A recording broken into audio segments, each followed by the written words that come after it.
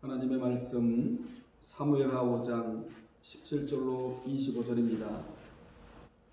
이스라엘이 다윗에게 기름을 부어 이스라엘 왕으로 삼았다함을 블레셋 사람들이 듣고 블레셋 사람들이 다윗을 찾으러 다 올라오매 다윗이 듣고 요새로 나가니라. 블레셋 사람들이 이미 이르러 느바임 골짜기에 가득한지라. 다윗이 여호와께 여쭈어 이르되 내가 블레셋 사람에게로 올라가리이까 여호와께서 그들을 내 손에 넘기시겠나이까 하니 여호와께서 다윗에게 말씀하시되 올라가라 내가 반드시 블레셋 사람을 내 손에 넘기리라 하신지라. 다윗이 바알 브라심에 이르러 거기서 그들을 치고 다윗이 말하되 여호와께서 물을 흩음같이 내 앞에서 내 대적을 흩으셨다 하므로 그곳 이름을 바알 브라심이라 부르니라. 거기서 블레셋 사람들이 그들의 우상을 버렸으므로 다윗과 그의 부하들이 치우니라. 블레셋 사람들이 다시 올라와서 느바임 골짜기에 가득한지라. 다윗이 여호와께 여쭈니 이르시되 올라가지 말고 그들 뒤로 돌아서 뽕나무 숲을 맞은편에서 그들을 기습하되 뽕나무 꼭대기에서 걸음 걷는 소리가 들리거든 곧 공격하라. 그때 여호와가 너보다 앞서 나아가서 블레셋 군대를 치리라 하신지라. 이에 다윗이 여호와의 명령대로 행하여 블레셋 사람을 쳐서 게바에서 게셀까지 이르니라. 아멘. 이 시간에는 영적인 전쟁에서 승리하는 비결이라는 제목으로 함께 은혜 나누겠습니다. 본문은 영적인 전쟁에서 승리하려면 그 승리의 비결을 알아야 한다는 교훈입니다. 성경에는 전쟁에서 이기는 방법과 지는 방법에 대해 자세하게 기록되어 있는데 본문은 다윗이 영적인 전쟁에서 이긴 방법에 대한 말씀입니다. 그러면 다윗이 영적인 전쟁에서 승리한 비결은 무엇입니까? 첫째, 그는 먼저 여호와께 물었습니다. 다윗은 전쟁을 앞두고 자신의 전략과 전술과 자신의 생각을 앞세우지 않고 여호와께 먼저 묻는 아주 신본주의 태도를 보였습니다. 여기서 우리는 그의 기본적인 신앙적 태도를 엿볼 수가 있는데 그는 여호와께 묻는 신본주의를 표방했습니다. 성경에 인본주의와 신본주의가 나오는데 인본주의는 하나님께 묻지 않고 하는 일이라면 신본주의는 묻지 않고는 아무 일도 하지 않겠다는 주의가 바로 신본주의입니다. 이 세상의 크고 작은 문제와 지금 나에게 붙어있는 모든 문제는 알고 보면 인본주의가 만들어낸 산물입니다.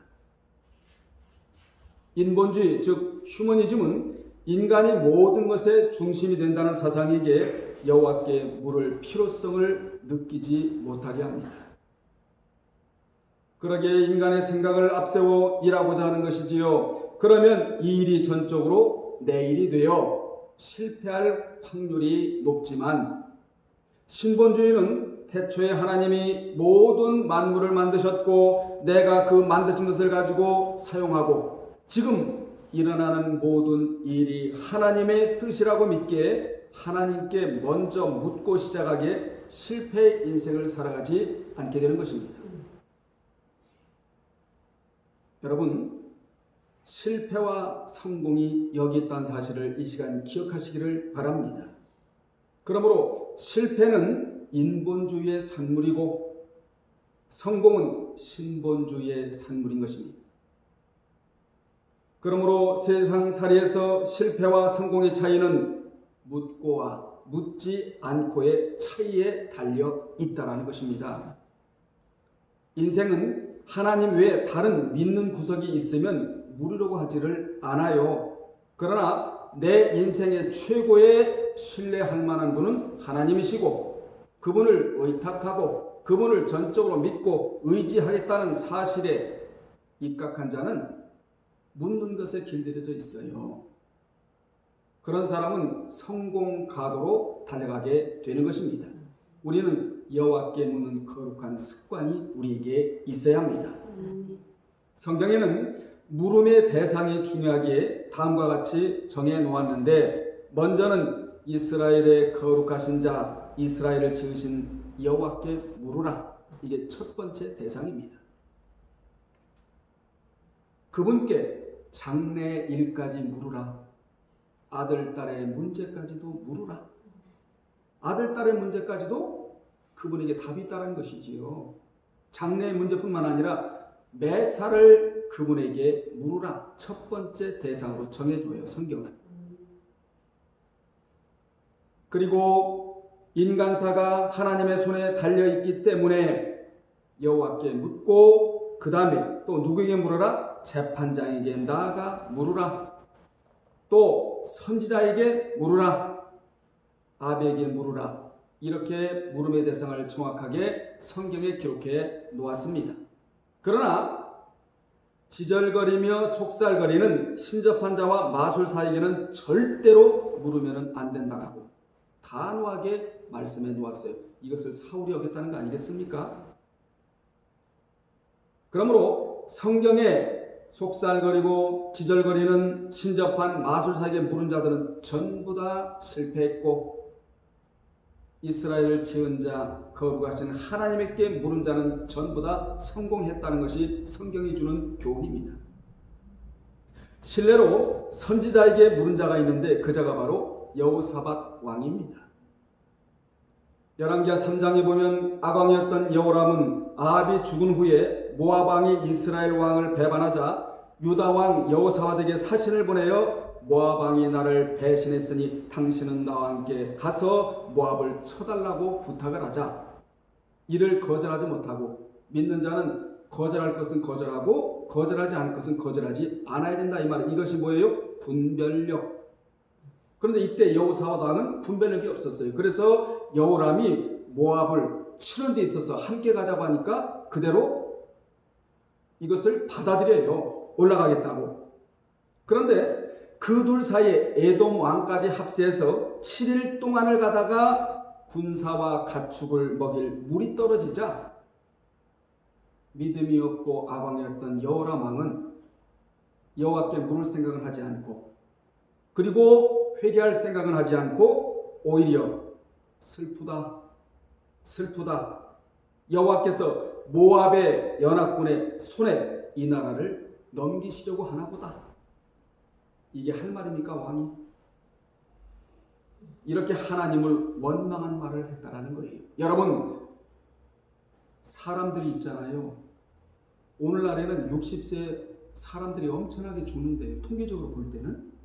왜 이렇게 60세, 61세, 62세, 63세, 64세, 65세, 60세에서 65세 안에 그렇게 많은 사람이 죽느냐면 자기 관리를 못하기 때문에 그렇다. 신앙도 관리 체계가 확고히 수립이 돼야 되고, 우리의 몸도 관리가 돼야 오래 살 수가 있게 되는 거예요. 그런데 이 사람은 전혀 여호와께 물으려고 하지도 않고, 그리고 회개할 생각도 하지 않고, 여호와께서 모압의 연합군의 손에 이 나라를 넘길 것이다. 이러니까 뭐가 다가와요? 원망이 다가왔다고. 그러므로 원망하는 자의 특징은 뭐냐? 여호와께 묻지 않는다는 것이죠. 여호와께 묻지 않은 자는 입에 원망이 붙어 있을 수밖에 없습니다. 아멘. 그러므로 여호와께 묻지 않는 자 입에는 뭐가 붙어 있다? 원망이 붙어 있을 수밖에 없다. 묻는 자에게는 긍정이 붙어 있게 되는 거예요. 여러분의 입술에 원망이 사라지고 긍정이 붙어 있기를 주님의 이름으로 축원합니다. 그렇게 그가 원망하고 있을 때 다행히 여호사밧이 믿음의 소리를 해요. 그 소리는 바로 우리가 여호와께 물을 만한 선지자가 없느냐. 이것이 여호사밧의 믿음 있는 소리였습니다. 여호람이 원망의 소리를 할 때는 아무도 반응하지 않다가 여호사밧이 믿음의 소리를 하자 그때 그 소리를 들은 이스라엘 왕의 신하들 중에 한 사람이 이르되 전에 엘리야의 손에 물을 붓던 사밧의 아들 엘리사가 있다고 대답을 합니다. 그러자 여호사밧이 이르되 여호와의 말씀이 그에게 있도다. 여러분에게 여호와의 말씀이 있어야 됩니다. 아멘. 다른 것은 없어도 여호와의 말씀이 가슴에 축적이 되어 있어야 돼요. 여호와의 말씀이 그에게 있도다 하는지라 이에 여호람과 여호사밧과 에돔왕이 그에게로 내려갔다고 성경은 증언합니다. 여러분, 당시 그들이 어떤 사람들이었습니까? 왕이었어요. 아주 권세 있는 그런 왕이었어요. 그런데 그런 왕의 신분이었음에도 불구하고 엘리사를 불러 올리지 않고 그들이 어떻게 했다고 성경은 말씀하고 있죠? 내려갔다. 그러니 그 일이 얼마나 다급한 일이었으면 겸손한 마음으로 엘리사를 찾아 내려갔겠는가. 여기서 중요한 교훈은 하나님을 만나려면 신앙이 올라가야 하고 우리의 모습은 겸손한 모습으로 내려가 있어야 한다는 교훈입니다.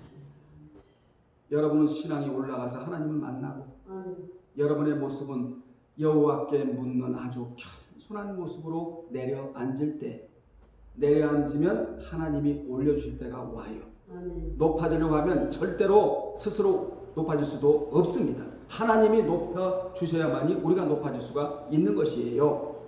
그들은 엘리야를 찾았기에 결국 여러 가지 방법을 통하여 물 문제와 모압의 문제가 해결됐다는 것이 성경이 주는 교훈이에요. 또 하나 실례를 들면 창세기 25장 22절에서 26절에 나오는 니브가, 여러분 니브가 아시잖아요? 니브가가 배가 아파오자, 이게 환경의 문제거든요. 그 아픈 문제를 사람에게 묻지 않고 누구에게 물었어요? 여호와께 물었다고. 그러니까 니브가는 물음의 대상을 정확하게 알고 있었다. 여호와께 물었어요. 물었더니 여호와께서 그의 간구를 들으시고, 이때가 20년째잖아요, 결혼한 지. 그런데 여호와께서 이 간구를 들으시고 이렇게 말씀하셨어요. 내 배 안에는 두 쌍둥이가 있다.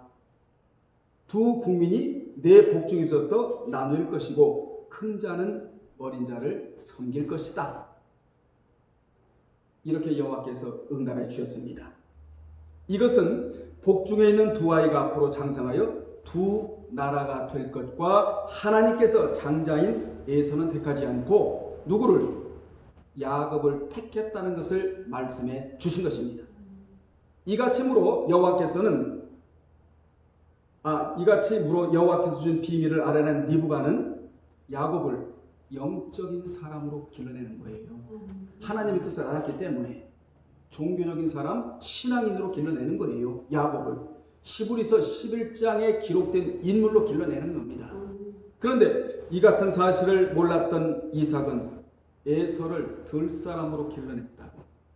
저는 여러분을 들사람으로 길러내려고 하지를 않아요.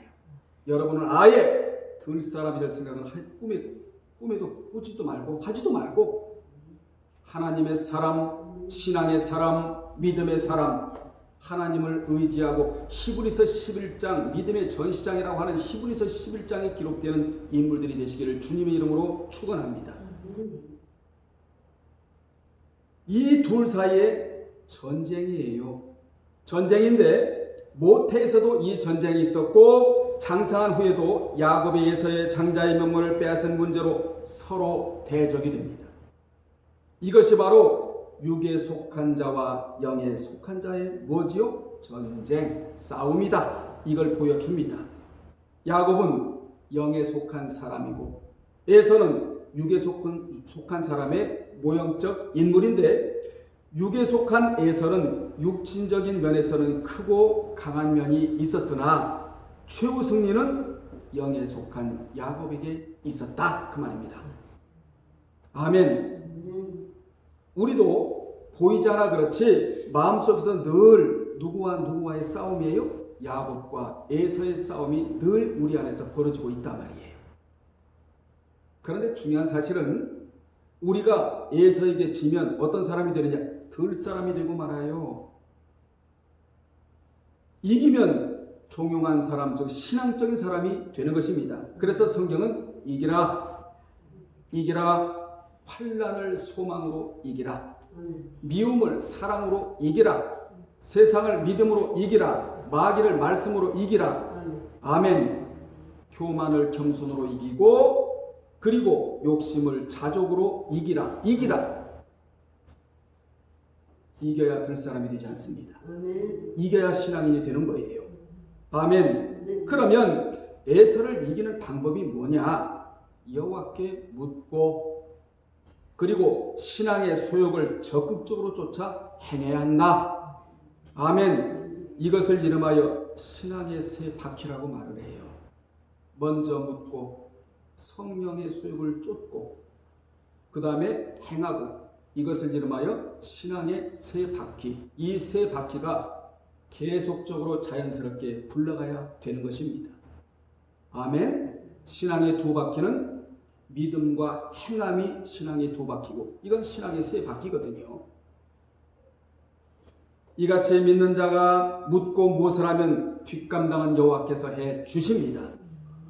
본문에 나오는 다윗은 자신의 전략과 전술과 생각이 그 누구보다 뛰어났지만 자신의 것을 접고 하나님의 뜻을 펼쳐 놓으려고 했다.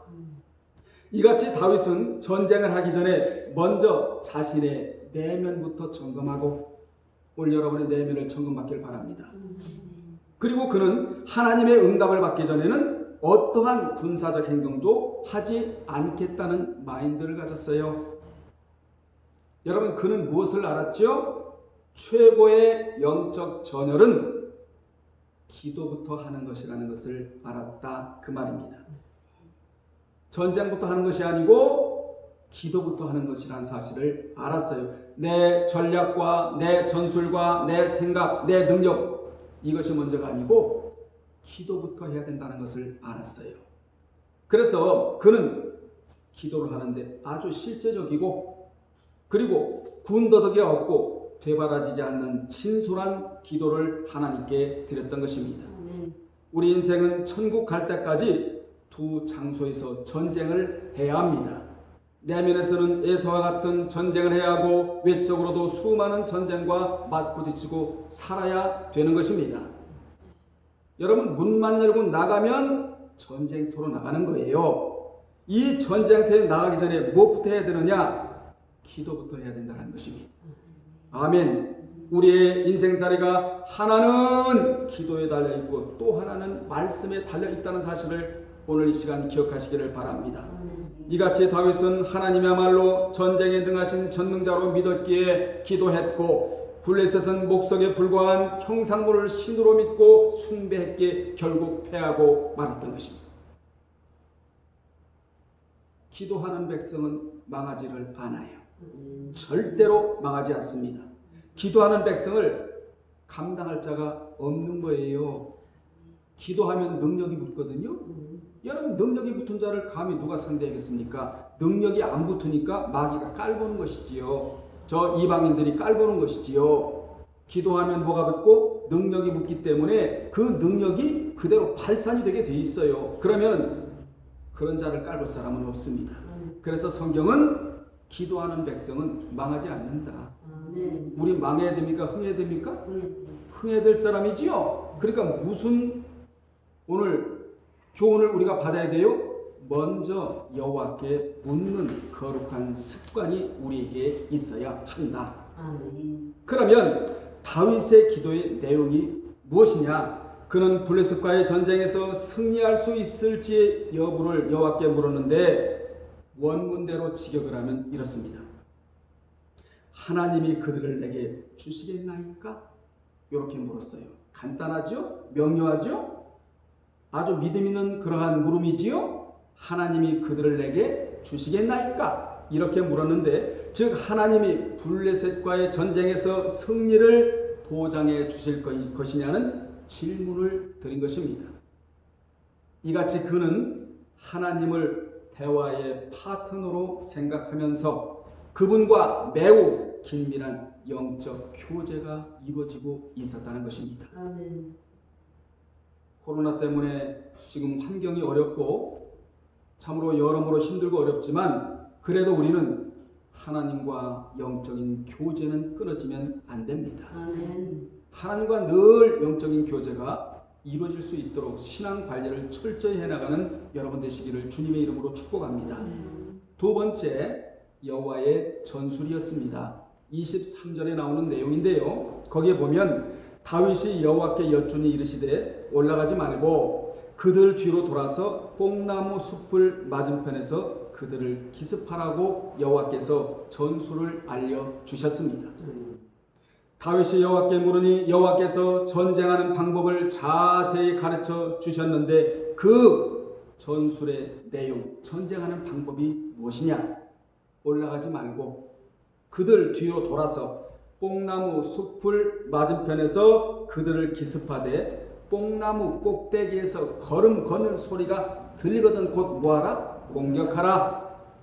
그때 여호와가 너보다 앞서 나아가서 블레셋 군대를 치리라. 이것이 바로 뭐였어요? 하나님의 전술이었다 그 말이에요.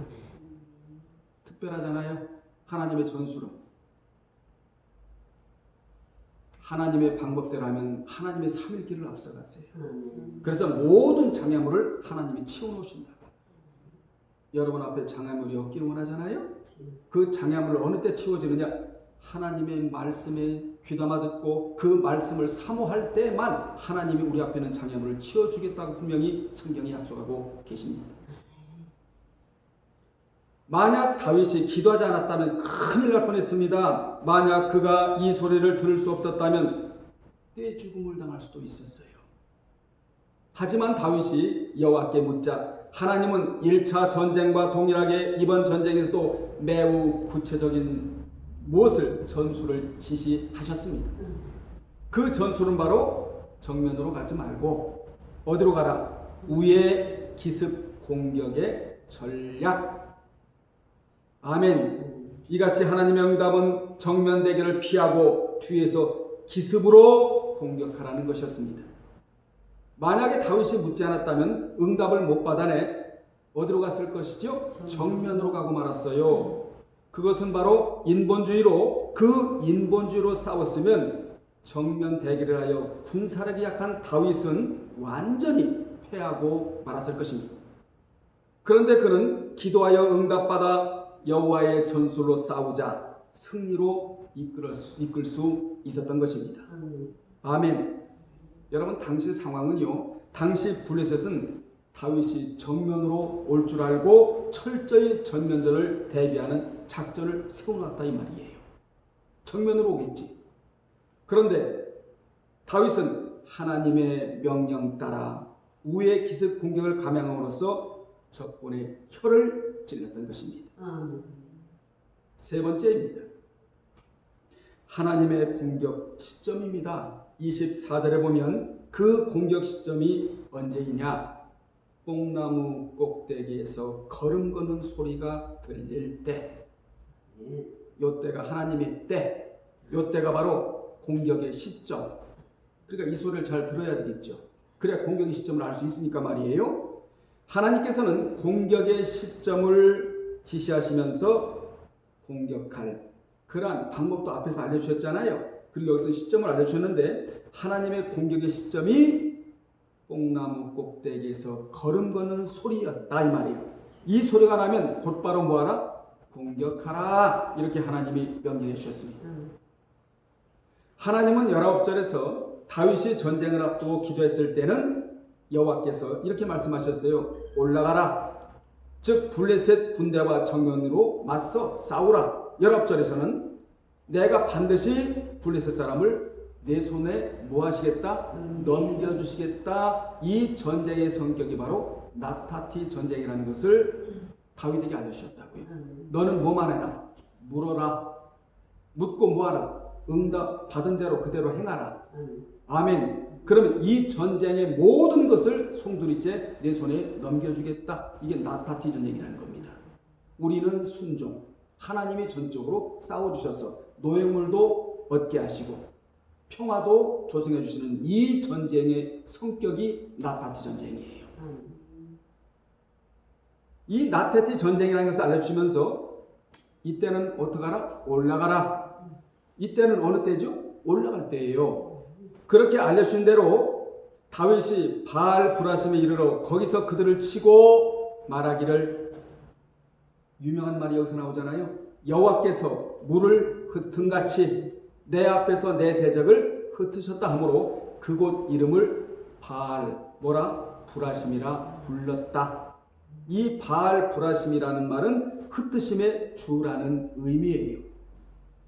하나님은요 저주를 흩으세요. 하나님은요 불신을 흩으세요. 하나님은요 무질서를 흩으세요. 하나님은요 장애까지를 흩으시는 분이에요. 아멘. 하나님이 블레셋 대군을 마치 물을 흩어버린 것과 같이 쉽게 물리쳐 주셨다는 의미로 여호와의 승리를 기념하기 위해 다윗이 만들어 붙인 새로운 지명의 이름이 뭐라고요? 바알 브라심. 우리는 승리했다. 바알 브라심. 다윗은 이 전쟁에서 블레셋을 격파시킨 일이 자신의 지략이나 용맹성이나 군사력에 의한 것이 아니라 오직 하나님께서 도와주셨기 때문이라고 고백을 하고 있는 자리가 바로 바알 브라심. 여러분이 어디 있어야 돼요? 바알 브라심에 머물러 있어야 합니다. 아멘. 하나님의 도움의 장소. 아멘. 하나님이 대적을 흩으신 자리. 이 자리에 머물러 있기를 주님의 이름으로 축원합니다. 아멘. 이같이 그는 어떤 중요한 일을 수행하기 전에 먼저 하나님의 뜻을 19절에서도 구했고 그 일이 끝난 후에는 반드시 하나님께 영광을 올려드린 자가 다윗이에요. 아멘. 하나님은 문제 해결을 해주시고 그는 하나님께 영광을 올려드리고 그러니 하나님이 얼마나 기분이 좋으셨겠습니까? 이러한 사실을 알았던 바울은 빌립보서 1장 20절에서 이런 고백을 해요. 살든지 죽든지 내 몸에서 그리스도가 존귀되기를 원한다고 고백을 합니다. 내가 살든지 내가 죽든지 간에 그리스도를 나는 확대시켜드리는 확대견의 역할을 하겠다. 제가 늘 말씀드리잖아요. 자리보다 중요한 것은 역할이다. 그래서 우리는 역할의 혼미를 가져오면 절대로 안 됩니다. 역할에 대해서 모르는 자를 이름하여 혼미한 자라고만 하거든요. 역할이 혼미하면 안 되는 거예요. 하나님께서 여러분에게 주신 역할이 있단 말이에요. 그 역할을 충실히 감당하면서 여호와께 묻고 물은 대로 하나님이 응답해 주시고 응답해 준 대로 이 세상을 살아갈 때 우리는 승리한 삶을 살아가게 되는 것입니다. 이렇게 19절에서는 정면을 치라고 하신 하나님이 본문에서는 정면을 치지 말고 후미를 치라. 이 소리를 잘 들어야 될 거 아니겠어요? 정면을 치라? 정면을 치면 되고 후미를 치라? 후면을 치면 되고 이걸 여러분 헷갈리게 들으면 큰일 나는 거예요. 그러니 기도하지 않고는 이렇게 하나님의 뜻을 알아낼 길이 어디에 있겠는가 그 말입니다. 그러므로 우리가 실패하는 이유도 알고 보면 하나님의 공격 시점을 모르기 때문에 그래요. 그러면 하나님이 이번 전쟁은 전면전을 피하고 기습전을 택하라 하신 이유가 무엇인 줄 아십니까? 첫째, 당시 긴장하고 있는 블레셋 군사들의 사기를 완전히 꺾어놓고 하나님이 사기를 완전히 꺾어놓을 때가 있대거든요. 그리고 두 번째로는 그들을 이스라엘 지경에서 아주 멀리 쫓아내기 위한 하나님의 작전의 일환 때문이었습니다. 당시 블레셋 군은 지난번의 실패를 반복하지 않기 위해 이스라엘 군의 정면 공격을 예상하여 만반의 대비를 하고 있었던 것입니다. 한번 졌으니까 안가품을 하려고 보복하려고. 그러나 하나님께서는 그들의 계획을 미리 아시고 이번에는 다윗에게 기습 공격을 명하셨던 것입니다. 그러면 공격의 시점을 알리는 뽕나무 꼭대기에서 걸음걷는 소리가 무엇이냐? 이 소리를 우리는 알아야 되잖아요. 영적인 의미를 알아야 되잖아요. 이는 바람으로 인하여 뽕나무 잎들이 흔들리는 소리가 마치 행진하는 군대의 발소리 같은 소리를 낼 것을 하나님께서 알려주신 것입니다. 이 소리가 바로 하나님께서 이스라엘 군대에게 보여주는 공격 신호였는데 이 소리의 영적인 의미는 천군 천사의 걸음소리, 아멘. 전쟁을 알리는 소리, 전쟁의 시작의 소리, 하나님의 성신이 움직이는 소리, 운행하시는 소리, 진리의 소리, 아멘 합시다. 아멘. 한마디로 말하면 거룩한 영의 소리. 인생은 이 소리를 들어야 전쟁에서 패하지 않고 이길 수가 있다는 생생한 교훈을 주고 있는 거예요. 성경에서 말씀하시는 소리, 주님의 소리, 성령님의 소리, 하나님의 소리, 거룩한 소리, 영의 소리, 우리가 이 소리를 수시로 들어야 한다. 아멘. 어느 때 예배 중에 듣고 아멘 기도 중에 들어야 한다는 겁니다. 아멘. 안 들려오면 들려올 때까지 기도해야 한다는 것이지요. 안 들려오는데 전쟁하면 백전백패예요. 그래서 매사에 묻는 훈련이 굉장히 중요합니다. 이 영의 소리를 들으려고 발버둥친 자가 바로 다윗이었다 그 말이에요. 이것이 그로 하여금 전쟁을 이기게 한 비밀 코드였다. 그러나 동시대를 살았던 사울은 이 소리를 듣지 못해 전쟁을 하고자 했기 때문에 패한 자가 바로 사울이에요. 이 부분이 중요하기 때문에 제가 신뢰를 좀 들겠는데, 성경적인 신뢰를 들겠는데요. 여러분, 사울은 사무엘상 13장에서 블레셋은 쳐들어올 위기에 있고, 블레셋은 사탄을 상징하지. 그리고 백성들은 뭐하고 흩어지고 사무엘은 오지 않자 조금을 기다리지 못하고, 이 우리의 모습이에요. 꼭 하나님의 복이 당도할 때쯤이면 털어버려요.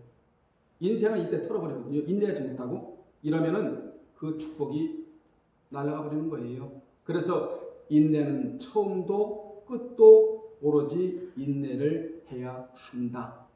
모든 결과물은 인내가 만들어내는 것이다. 아멘. 사울은 무엇을 못하는 사람이었죠? 인내를 못하는 사람이었는데, 기다리지 못하는 사람이었는데, 그리고 종교 전쟁의 주관자인 사무엘이 할 일을 자기가 하다가 실패를 했다고요. 그런데도 하나님은 그에게 다시 한번 실패를 만회할 수 있는 기회를 주시려고 사무엘상 15장에서 이스라엘 백성들이 가나안을 향해 가는데 방해한 아말렉을 쳐서 그들의 모든 소유를 남기지 말고 진멸하라. 진멸은 헤렘 전쟁이거든요. 진멸하되 남녀와 소아와 젖 먹는 아이와 우양과 낙타와 나귀를 죽이라고 명령을 받고도 아각 왕과 그의 양과 소의 가장 좋은 것 또는 기름진 것과 어린 양과 모든 좋은 것을 뭐하고 남기고 어겼잖아요. 이 명령을. 하나님은 진멸하라. 사울은 남기고 진멸하기를 즐기하지 아니하고 가치 없고 하찮은 것만 진멸하자 사무엘이 당신을 왕으로 세운 것을 후회한다고 하면서 근심하며 온 밤을 새워 여호와께 부르짖고 아침에 그를 만나러 가다가 기가 막힌 소식을 듣게 되는데, 그 소식은 바로 사울이 자신이 전쟁에서 이겼다고 자기를 위하여 갈멜의 기념비를 세웠다는 소식을 사무엘이 듣는 거예요. 꼭 망할 사람들은 망할 짓을 해. 흥할 사람들은 흥할 짓을 하고, 복 받을 사람들은 꼭 복 받을 짓을 해요. 복을 털 사람은 꼭 털 짓을 해. 이게 할 짓이에요. 지금 세상에 여호와를 위하여 기념비를 세우고 손을 들고 여호와께서 하셨습니다. 여호와께 영광을 돌릴 자가 자기 이름을 새기고 자기가 영광을 꿀꺽 삼켜버렸다 이 말이에요. 이 소식을 듣는 거예요. 누가? 사무엘이. 이 사실에 대하여 사무엘이 회개하라고 책망을 했지만, 그는 이같이 살려준 것은 당신의 하나님께 제사하려고 양들과 소들 중에서 가장 좋은 것을 남겼다고 요리조리 핑계만 대요. 그는 하나님은 더러운 것은 받지 않는다는 사실도 모르고 왕노릇을 한 자가 사울입니다. 그래서 그렇게도 그 유명한 구절이 나오는데, 그 구절은 무엇이죠? 여호와께서 번제와 다른 제사를 그의 목소리를 청종하는 것을 좋아하신 같이 좋아하시겠나이까 하면서 순종이, 따라합시다. 순종이 제사보다 낫고 듣는 것이 순양의 기름보다 나으니. 이 말씀이 그래서 나온 거예요. 여러분, 말씀 듣는 것이 제사 드리는 것보다 낫대요. 말씀 안 듣고 제사한다? 하나님이 받지를 않으세요. 여러분은 예배 드릴 때 오늘이 마지막 예배다. 집중해서 예배를 통하여 말씀을 들으시고 여러분이 걸어가야 할 청사진도 하나님께로부터 제시받으시고 정면으로 갈 것인지 후면으로 갈 것인지를 똑바로 판단하시기를 주님의 이름으로 축원합니다. 사무엘은 그에게 여호와의 명령을 거역하는 것은 점치는 죄와 같고 완고한 것은 사신 우상에게 절하는 죄와 같음이라. 왕이 여호와의 말씀을 먼저 버렸으므로 여호와께서도 왕을 버려 왕이 되지 못하게 하셨다고 하자 사무엘은 사울의 진정으로 회개하지 않고 여호와의 명령과 당신의 말씀을 어긴 것은 내가 백성을 두려워하여 그들의 말을 청종했다고 둘러대고 사울이 둘러대고 진정으로 회개하지 않고 입술로만 회개하는 것을 보고는 당신과 함께 여호와께 돌아가지 않겠다. 사울이 망한 것은 위대한 하나님의 사람, 진리의 사람 사무엘을 놓친 것이 사울을 망하게 한 케이스입니다. 여러분은 무슨 일이 있다 할지라도 진리만은 잡고 사시기를 바랍니다. 진리를 놓으면 다 놓는 거예요. 물질도 놓고 능력도 놓고 전부 다 놓는 것은 진리를 놓는 것입니다. 아멘. 왜 당신과 함께 여호와께 돌아가지 않겠다고 했느냐? 이유는 간단해요. 왕이 여호와의 말씀을 버렸으므로 여호와께서 왕을 버려 이스라엘 왕이 되지 못하게 하셨기 때문이라고 사무엘이 말해 주는데도 불구하고 사울은 회개할 생각은 전혀 하지를 않아요. 이때부터 그는 성신의 음성을 듣지 못했고 사무엘상 16장 7절에 보면 여호와께서 너를 버렸노라. 한 번에 버리신 게 아니에요. 하나님이 15장에서도 이렇게 기회를 주시고 사무엘 선지자를 통하여 회개하고 돌이키도록 또 이렇게 기회를 주셨다. 적어도 3번 이상을 주신 하나님이에요. 그런데 여호와께서 너를 버렸다고 이 말을 들어야 했다 이 말이에요. 이 단어가 마스라는 단어를 써서 하나님이 당신을 폐기 처분해버렸다. 이 소리를 들은 자가 사울이었다 이 말이에요. 무슨 문제서부터 기인된 거죠? 묻지 않은 것 때문에 여기까지 오게 되는 겁니다.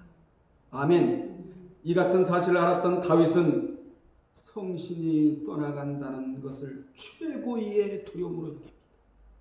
일생의 최고의 두려움으로 여기는 거예요. 뭐가요? 돈이 없는 거요? 아니에요. 나에게서 성신이 떠나간다는 것을 최고의 두려움으로 여긴 자가 바로 다윗이었다 이 말이에요. 왜 그러느냐? 사울 속에서 성신이 떠나가는 것을 봤거든요. 그래서 그는 시편 51편 11절에서 이런 고백을 해요. 나를 주 앞에서 쫓아내지 마시며 주의 성신을 거두지 마라 주시옵소서. 우리 모두 이 기도를 들고 살아야 돼요. 돈만 달라고 기도하지 마시고 아버지 하나님 나에게서 성신을 거두지 말아 주시옵소서. 성신이 떠나가지 않게 도와주시옵소서. 왜 다윗이 이 기도를 들었느냐? 성신이 떠나가면 누구처럼 된다는 거예요? 사울처럼 된다는 것을 알고는 그는 기도에 전념했고 기도하는 백성은 성신이 떠나갈 리가 없잖아요. 그분의 음성 듣기를 게을리하지 않았다 그 말입니다.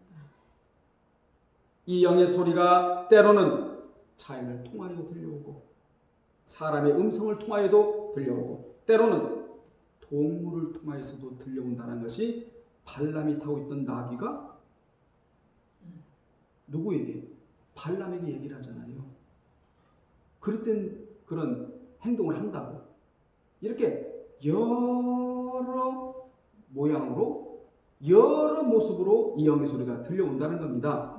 아멘. 때로는 고난으로도 들려오고 때로는 연단으로도 들려오고 때로는 탕자인 둘째 아들이 겪었던 돼지나 먹는 쥐염 열매 등으로 들려오는데 이것을 한마디로 말하면 환경적 언어이다.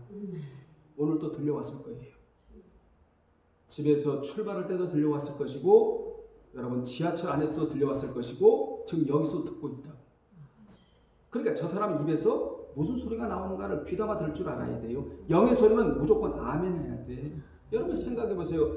하나님이 직접 내려오셔서 말씀하셨기 때문에 하나님은 사람의 언어를 통하여 성령의 음성을 그 언어 속에 주시거든요. 그래서 그 전에 제가요, 어느 교회가 사역할 때요, 4살 가기 아이가요, 툭 하면 입에서 집사님 기도 좀 하세요. 4살짜리가. 집사님 요새 찬양하지 않지요? 집사님 성령과 교제하세요. 이런 얘기를 하더라고. 4살짜리가. 나는 그 얘기를 누구의 음성으로 들었을까요? 그 4살짜리 아기의 음성으로 듣지 않고 성령의 음성으로 그대로 받아들여서 순종을 했다 이 말이에요. 아멘. 누구 입술에서 무슨 소리가 나오는가를 귀담아 들어야 돼. 여러분 생각해 보십시오. 마귀가 기도하라고 할까요? 절대 마귀는 기도하라고 하지 않습니다. 성령께서만이 기도하라고 하시는 분이에요. 사람 입에서 나오는 음성을 잘 귀담아 들으시는 주님의 이름으로 축원합니다. 우리가 이 소리를 잘 들어야 전쟁에서 승리할 수가 있습니다.